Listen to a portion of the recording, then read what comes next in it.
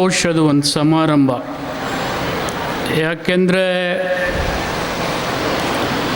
ಪೂಜ್ಯರು ಜಯದೇವ್ ಜಗದ್ಗುರುಗಳು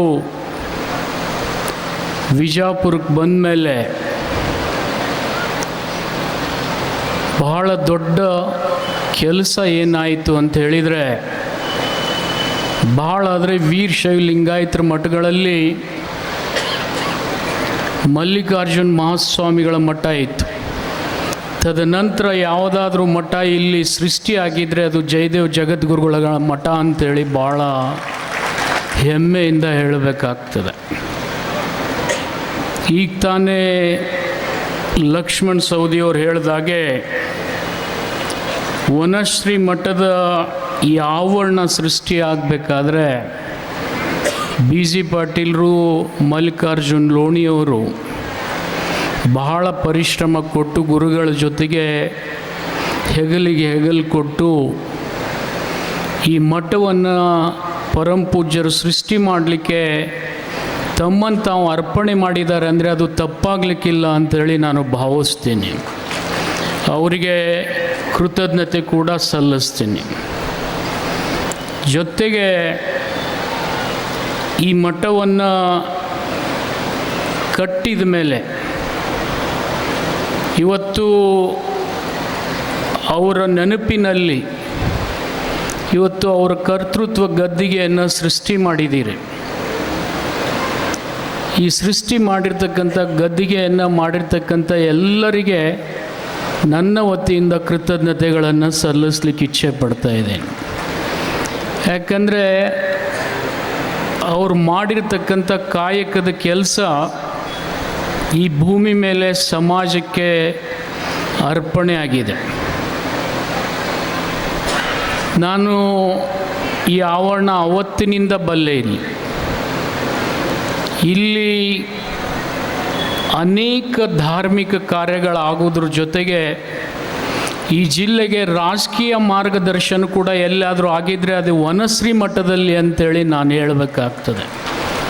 ಪರಮ ಪೂಜ್ಯ ಸಿದ್ದೇಶ್ವರ ಮಹಾಸ್ವಾಮಿಗಳು ನಮ್ಮನ್ನಿಲ್ಲಿ ಕರೆದು ಭಾಳಷ್ಟು ಜನರನ್ನು, ದಿವಂಗತ ಸಾಸ್ನೂರು ಬಿ ಎಸ್ ಪಾಟೀಲ್ ಹಿರಿಯರು ಕೂಡ ಇದ್ರು ಆ ಸಂದರ್ಭದಲ್ಲಿ, ಅನೇಕ ಮಾರ್ಗದರ್ಶನಗಳನ್ನು ಮಾಡಿದ್ದಾರೆ. ತದನಂತರ ಬಿಜಾಪುರದಲ್ಲಿ ಒಂದು ಸಾಮರಸ್ಯವನ್ನು ಸೃಷ್ಟಿ ಮಾಡೋದರಲ್ಲಿ ಜಯದೇವ ಜಗದ್ಗುರುಗಳ ಆಶೀರ್ವಾದ ಕೂಡ ಇದೆ ಅಂತ ಹೇಳಿದರೆ ಅದು ತಪ್ಪಾಗಲಿಕ್ಕಿಲ್ಲ ಅಂಥೇಳಿ ನಾನು ಭಾವಿಸ್ತೀನಿ. ಇವತ್ತು ವೀರಶೈವ ಲಿಂಗಾಯತ ಧರ್ಮದಲ್ಲಿ ಅನೇಕ ಒಳಪಂಗಡಗಳಿರ್ಬೋದು, ಆದರೆ ವೀರಶೈವ ಲಿಂಗಾಯತ ಧರ್ಮ ಸರ್ಕಾರ ಮಾಡದೇ ಇರತಕ್ಕಂಥ ಸಾಧನೆಯನ್ನು ಇವತ್ತು ಮೈಸೂರಿನ ಹಿಡಿದು ಬೀದರ್ವರೆಗೆ ಇವತ್ತು ಯಾರಾದರೂ ಈ ಸಮಾಜದಲ್ಲಿ ಕರ್ನಾಟಕದವರು ವಿದ್ಯಾವಂತರಾಗಿದ್ದರೆ ಅದು ವೀರಶೈವ ಲಿಂಗಾಯತ ಧರ್ಮದ ಕೊಡುಗೆ ಅಂಥೇಳಿ ಭಾಳ ಹೆಮ್ಮೆಯಿಂದ ನಾನು ಹೇಳಬೇಕಾಗ್ತದೆ.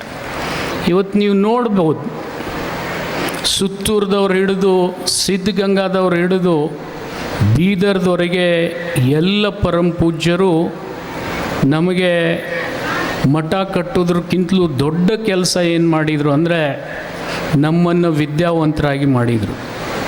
ವಿದ್ಯೆದ ಜೊತೆಗೆ ದಾಸೋಹ ಮಾಡಿದರು. ದಾಸೋಹ ಮಾಡ್ತಕ್ಕಂಥದ್ದು ನಾವು ಕಣ್ಣಾರೆ ಇವತ್ತಿನವರೆಗೆ ನೋಡ್ತಾ ಇದ್ದೀವಿ. ಇವತ್ತು ಸಿದ್ಧಗಂಗಾ ಮಠದಲ್ಲಿ 8ರಿಂದ 10,000 ಮಕ್ಕಳು ದಿನನಿತ್ಯ ಊಟ ಮಾಡಬೇಕಾದ್ರೆ ಇಂಥ ಎಲ್ಲ ಪರಮ ಪೂಜ್ಯರನ್ನು ನಾವು ನೆನೀಬೇಕು.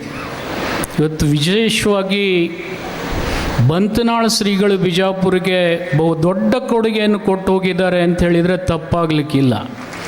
ಅದರ ಜೊತೆಗೆ ಪರಮಪುರುಷ ಜಯದೇವ್ ಜಗದ್ಗುರುಗಳನ್ನು ಕೊಟ್ಟಿದ್ದಾರೆ ಅಂದರೆ ಅದು ತಪ್ಪಾಗಲಿಕ್ಕಿಲ್ಲ ಅಂತ ನಾನು ಹೇಳಬೇಕಾಗ್ತದೆ. ಅಂಥ ಒಂದು ಮಹತ್ ಕಾರ್ಯ ಇವತ್ತು ಈ ಭೂಮಿ ಮೇಲೆ ಆಗಿದೆ. ಇವತ್ತು ಅದನ್ನು ಮಾಡೋದ್ರ ಜೊತೆಗೆ ಸಮಾಜದ ಎಲ್ಲ ಹಿರಿಯರು ಅನೇಕ ಕನಸುಗಳನ್ನು ಇಟ್ಕೊಂಡಿದ್ದಾರೆ. ಆ ಕನಸು ನೆನಸಾಗಬೇಕಾದ್ರೆ ಸರ್ಕಾರದಿಂದ ಮಾತ್ರ ಅಲ್ಲ, ಸಮಾಜದಿಂದ ಮಾತ್ರ ಅಲ್ಲ, ಎಲ್ಲರಿಂದ ಇದು ಸಾಧ್ಯ. ಎಲ್ಲರೂ ಮಾಡಬೇಕು. ಅದನ್ನೇ ಈಗ ಲಕ್ಷ್ಮಣ ಸವದಿಯವರು ಭಾಳ ಮಾರ್ಮಿಕವಾಗಿ ಹೇಳೋದ್ರು.